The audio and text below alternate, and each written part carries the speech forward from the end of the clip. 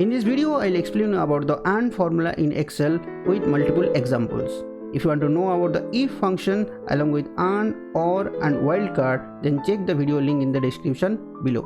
So let's start with the AND function equal to AND. You should have minimum 1 logic and maximum up to 255 logics in the AND functions. The minimum requirement will be 1 logic, let's say greater than 100. So it will give the result as either true or false.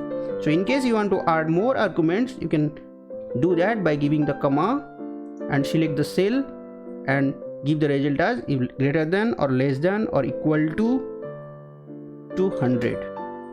So if both the conditions are fulfilled, then it will give the result as true, otherwise it will give the result as false. In case you want to add any text argument, then you can do the same by giving the cell link and equal to. If you are giving a text link, you have to give with the double quote, let's say APPLE. If all the conditions are fulfilled, it will give the result as true, otherwise it will give the result as false.